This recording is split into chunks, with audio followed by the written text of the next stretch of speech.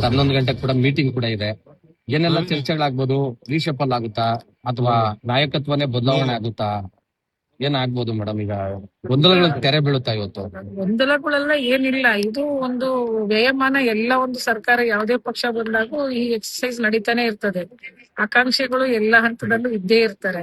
ಹಾಗಾಗಿ high command very strong ಇರೋದ್ರಿಂದ ಅವ್ರು ತೀರ್ಮಾನ ಮಾಡ್ತಾರೆ. ರೀಶಫಲ್ ಅಂತೂ ಇನ್ನ ಪೆಂಡಿಂಗ್ ಇರೋದ್ರಿಂದ ಎಲ್ಲದಕ್ಕೂ ಒಂದು ತಿರು ಸಿಗ್ತದೆ. ಅಲ್ಲ, ಸಾಕಷ್ಟು ಗೊಂದಲಗಳು ಕೂಡ ಇತ್ತು ಕಾಂಗ್ರೆಸ್ ನಲ್ಲಿ. ಇವತ್ತು ಗೊಂದಲ ಅಂತಂದ್ರೆ ಅದು ಒಳ ಇದ್ದೇ ಇರುತ್ತಲ್ಲ.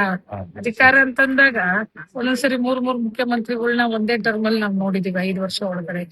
ಸೊ ಹಾಗಾಗಿ ಹೈಕಮಾಂಡ್ ಈಗ ಈ ಪರಿಸ್ಥಿತಿನಲ್ಲಿ ಹೇಗೆ ತೀರ್ಮಾನ ಮಾಡುತ್ತೋ ಹೈಕಮಾಂಡ್ ಡಿಸಿಷನ್ಗೆ ಎಲ್ಲರೂ ಭದ್ರ. ಈಗ ರಾಜ್ಯಸಭೆ ಚುನಾವಣೆ ಮತ್ತೆ MLC ಚುನಾವಣೆ ಬರ್ತಾ ಇದೆ. ನೀವು ಕೂಡ ಒಂದು MLC ಆಕಾಂಕ್ಷಿ. ಹೌದು, ಖಂಡಿತ ಆಕಾಂಕ್ಷಿ. ಅದ್ರಲ್ಲಿ ಏನಾದ್ರು ನೀವು ಪಕ್ಷದ ಹೈಕಮಾಂಡ್ ಗಮನ ತರ್ತೀರ? ತಗೊಂಡ್ ಬಂದಿದೀವಿ ಈಗಾಗ್ಲೇ.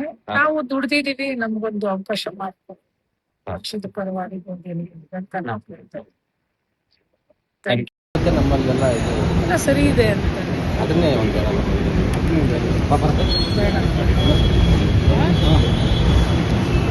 If you like this video ಬೇಗ ಲೈಕ್ ಮಾಡಿ, ಕಾಮೆಂಟ್ ಮಾಡಿ, ಶೇರ್ ಮಾಡಿ ಹಾಗೂ ಯೋಯೋ ಟಿವಿ ಕನ್ನಡವನ್ನು ಸಬ್ಸ್ಕ್ರೈಬ್ ಮಾಡಿ.